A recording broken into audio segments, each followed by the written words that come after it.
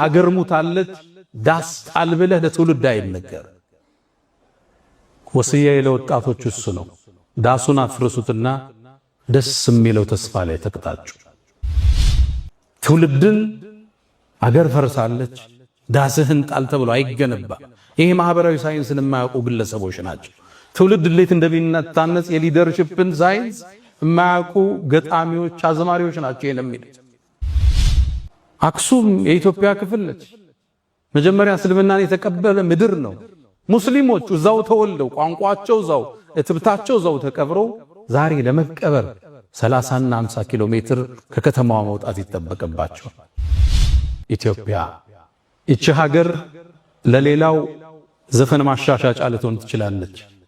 ለሌላኛው ደግሞ የፖለቲካ ፓርቲ ውድድር ማጣፈጫ ቅመም ልትሆን ትችላለች። የሚያዋጣን አንድ ነገር ብቻ፣ መደመር፣ መሰላሰል፣ መሰባጠር፣ አብሮ መጓዝ፣ መጣመር ብቻ። ኢትዮጵያ ያኔ እስልምናን በትክክል ስትቀበል ከመካ ውጭ ሳውዲ አረቢያ ውስጥ ያሉ ሀገራቶች እንኳን ክፍለ ሀገራቶች መዲናን ጨምሮ እስልምና የሚባል አያውቁትም ነበር። አሁን የነብዩም መናገሻ መዲነቱል ሙነወራ ከሷ በፊት 7 ዓመት በፊት እስልምና ኢትዮጵያ ውስጥ ገብቷል። ኳታር እስልምና ከመግባቱ 13 ዓመት በፊት ኢትዮጵያ ውስጥ ገብቷል። ያሁኗ ዩናይትድ አረብ ኤሚሬትስ ዱባይ ውስጥ እስልምና ከመግባቱ 15 ዓመት በፊት ኢትዮጵያ ውስጥ ገብቷል። ኢራቅ ውስጥ እስልምና ከመግባቱ 20 ዓመት በፊት ኢትዮጵያ ውስጥ ገብቷል። ጎረቤት ሀገር ግብጽ ውስጥ እስልምና ከመግባቱ በፊት 30 ዓመት በፊት ኢትዮጵያ ውስጥ እስልምና ተገብቷል። በል በጣም ይግረማችሁ ያሁኗ ቱርክ እስልምና ከመግባቱ 405 ዓመት በፊት እስልምና ኢትዮጵያን ተቀላቅሏል። እቺ ሀገር ሰላሟ እንድታገኝ እድገቷ እንዲረጋገጥ ከፍታዋ እንዲሰምር አንዱ ብሔር አንዱን ሊገፋ አይገባ። አንዱ ሃይማኖት ከሌላው ነኝ በላይ ነኝ ብሎ ሊያውጅ አይገባ። በአብሮነት ሁሉም እኩል ተሳትፎ ሁሉም ታቅፎ ሁሉም ነፃነት ተሰጥቶት ከሄደ ሀገር ከፍ ትላለች። እንደ ድሮው አንዱ አንዱን ደፍቆ የሚኖርበት ታሪክ አክትሟል፣ ተቀብሯል። አሁን ሁሉ ጋር አቅም አለ፣ ሁሉ ጋር ቁጥር አለ፣ ሁሉ ጋር ጉልበት አለ። አሁን የሚነሳው ክፍተት፣ አሁን የሚነሱ ግጭቶች እንደ ድሮ በቀላሉ የሚቆሙ አይደለም። ውድመቱ ከባድ ነው የሚሆን። ድሮ አንዱ ኃያል ይሆንና ሌላውን ደፍጥጦ አስገብሮት ያድራል። አሁን እሱ አይደለችም የኢትዮጵያ ስሪት። ሁሉም አቅም መስርቷል። እንደ ድሮ ልደፍቀዋቸው ኢትዮጵያን ወደ ማትወጣበት ቀውስ ውስጥ ነው ከተናት የምናልፈው። በዓለማችን የቦክስ ታሪክ ውስጥ ረጅም ዙር የፈጀ የሚባል ቦክስ አለ። በ1893 የተካሄደ 7 ሰዓት ነው የፈጀ። 110 ዙር ነው የተፋለሙት። ፎቶዎችን ብታያቸው ሁለቱም ደም ለብሰዋል፣ አሸናፊውም ተሸናፊ። እንዲህ አይነት ዙር ነው ኢትዮጵያ ውስጥ የሚከሰተው። አንዱ አንዱን ቶሎ ደፍጥጦት ደፍቆት የሚቆም ፍልም አይደለም ይሆን። አንዱ ሲነሳ አንዱ ሲመረቅዝ እችን ሀገር እንዳልነበረች እናደርጋታለን። እሱ እናንተን ላይ ያሳስባችሁ ይችላል። እኛ ግን ኢትዮጵያ ታሳስበናለች። የነብዩ አደራ ስለሆነች።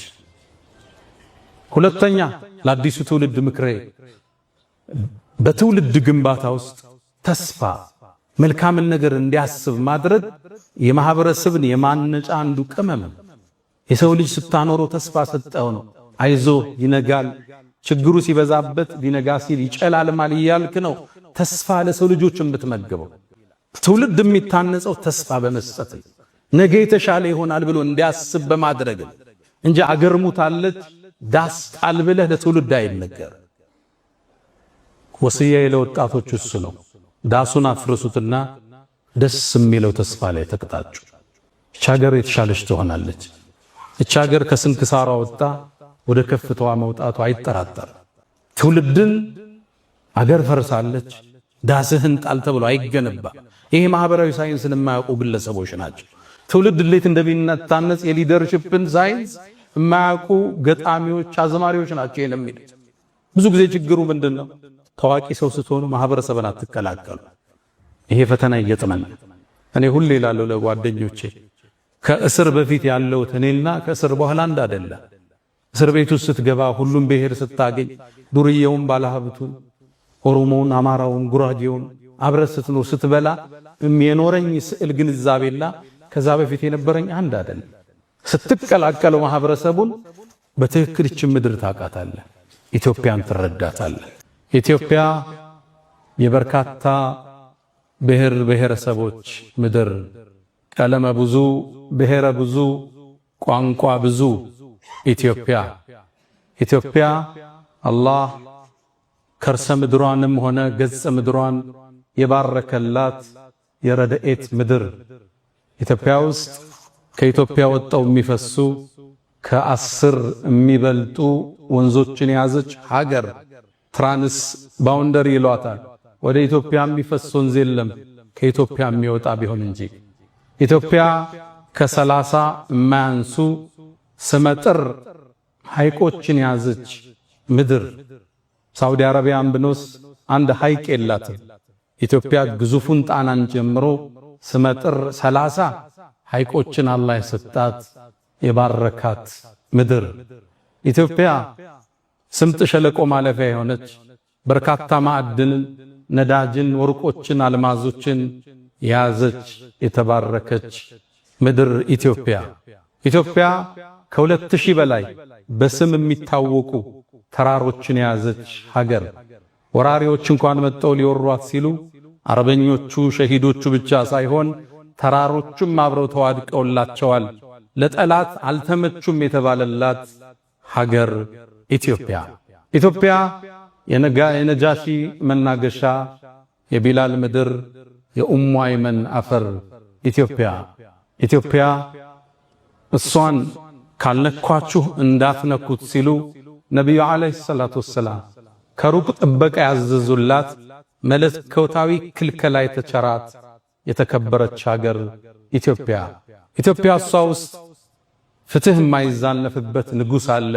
እሷም የእውነት ምድር ነው የተባለች ምድር ኢትዮጵያ በርካታ ምሁራንን ያወጣች፣ ልሂቃንን ያመረተች፣ በርካታ ዑለሞችን ያወጣች፣ በርካታ ኡስታዞችን የወለደች ማኅፀነ ለምለም ኢትዮጵያ አላህ ዘንድ የተለየ ቦታ ያላት የመጀመሪያው የስደት ምድር የቢላል አፈር ኢትዮጵያ። እቺ ሀገር ለሌላው ዘፈን ማሻሻጫ ልትሆን ትችላለች፣ ለሌላኛው ደግሞ የፖለቲካ ፓርቲ ውድድር ማጣፈጫ ቅመም ልትሆን ትችላለች። ለኛ ግን መለኮታዊ ክብር የተሰጣት የነጃሽ ውርስ የቢላል አገር የኡሙ አይመን ምድር ነች። ይሄን ካርዳችን ዛሬው ሌላው ቀምቶ አግላይ ፖለቲካን እያወራ አግላይ አስተሳሰብን እየከተተ ለሷ እሱ ዘብ እንደሆነ ሲናገር በምናይበት አሳፋሪ ወቅት ላይ እኛ ሙስሊሞቹ እኛና ኢትዮጵያን መነጋገር ዳግም በእኛ ላይ ግዴታ ይሆናል። እንደምታውቁት ነቢዩ ዓለይሂ ሰላቱ ወሰላም የአብርሃምን መንገድ ለማስቀጠል፣ የሙሳን ፋና ለማስቀጠል፣ የኢየሱስን መንገድ ለማስቀጠል ጥሪውን ይዘው መካ ላይ ሲነሱ መካ ለሳቸው ምቹ አልነበረች። ባልደረቦቻቸው ወደ የት ይሸሹ? ነቢዩም ዓለይሂ ሰላቱ ወሰላም ከወህይ ተነገራቸውና ወደ ዝች ምድር ወደ ኢትዮጵያ እንዲሰደዱ ሰሃባዎች ተወሰነ። ጃዕፈር እየመራቸው የመጀመሪያው ቅፍለት ወደ ዝች ሀገር ተመመ፣ ወደ ኢትዮጵያ ያኔ እስልምናን በትክክል ስትቀበል ከመካ ውጭ ሳውዲ አረቢያ ውስጥ ያሉ ሀገራቶች እንኳን ክፍለ ሀገራቶች መዲናን ጨምሮ እስልምና የሚባል አያውቁትም ነበር። አሁን የነቢዩን መናገሻ መዲነቱል ሙነወራ ከሷ በፊት 7 ዓመት በፊት እስልምና ኢትዮጵያ ውስጥ ገብቷል። ኳታር እስልምና ከመግባቱ 13 ዓመት በፊት ኢትዮጵያ ውስጥ ገብቷል። ያሁኗ ዩናይትድ አረብ ኤሚሬትስ ዱባይ ውስጥ እስልምና ከመግባቱ 15 ዓመት በፊት ኢትዮጵያ ውስጥ ገብቷል። ኢራቅ ውስጥ እስልምና ከመግባቱ 20 ዓመት በፊት ኢትዮጵያ ውስጥ ገብቷል። ጎረቤት ሀገር ግብጽ ውስጥ እስልምና ከመግባቱ በፊት 30 ዓመት በፊት ኢትዮጵያ ውስጥ እስልምና ተገብቷል። በል በጣም ይግረማችሁ ያሁኗ ቱርክ እስልምና ከመግባቱ 405 ዓመት በፊት እስልምና ኢትዮጵያን ተቀላቅሏል። ኢትዮጵያ ከእስልምና ጋር ለየት ያለ ቁርኝት ያላት ሀገር ነች። ነቢዩ ዓለይሂ ሰላቱ ወሰላም የመጀመሪያውን ቅፍለት ላኩ። ሰሃቦቹም ተመለሱ። እንደገና 83 ቅፍለቶችን የአብራክ ክፋያቸውን ሩቅያን ከባላቸው ዑስማን ጋር አድርገው ወደ ኢትዮጵያ ለስደት የላኩባት ምድር ኢትዮጵያ ነች። ልብ ብላችኋል? የነቢዩ ልጅ ያረፈችበት ምድር ኢትዮጵያ። ጀነት ነቢዩን ዓለይሂ ሰላቱ ወሰላም በሶስተኛ ደረጃ ተከትሎ ይገባል የተባለው ዑስማን ብኑ አፋን፣ መላእክት ከሱ ያፍራሉ የተባለለት ዑስማን ኢትዮጵያን ረግጧል። እነ ጃዕፈር ረግጠዋል። ስለ ኢትዮጵያ ያለን ዕውቀት እጅግ ቁንጽልና ትንሽ ብቻ ነው። የነጃሺ ምድር ነች። ፍትሃዊ ንጉሥ የእውነት ምድር ነች ኢትዮጵያ። ነጃሺ ሲታወስ የመጀመሪያ የሰለመው ንጉሥ ማለት ነጃሺ። ኢትዮጵያን ጸሐፍቶች ግማሹ አምነው ግማሹ ቢያስተባብልም ዓለም ላይ ያሉ ዕውቅ ጸሐፍት ይህን ታሪክ ያረጋግጣሉ። ኢትዮጵያ የቢላል ምድር ነች። የነቢዩ ዓለይሂ ሰላቱ ወሰላም የመጀመሪያው ሙአዚን ቢላል ረዲየላሁ ተዓላ አንሁ። ምን ነው ቢላል ኮቲህን ጀነት ውስጥ ሰማሁት እሳ የተባለለት ቢላል። የሰው ልጆች ሁሉ ጀነትን ይናፍቃሉ። ጀነት ደግሞ ምትናፍቃቸው ሰሃባዎች አሉ ተብለው ከተጠቀሱት ውስጥ አንዱ ቢላል ይገኝበታል።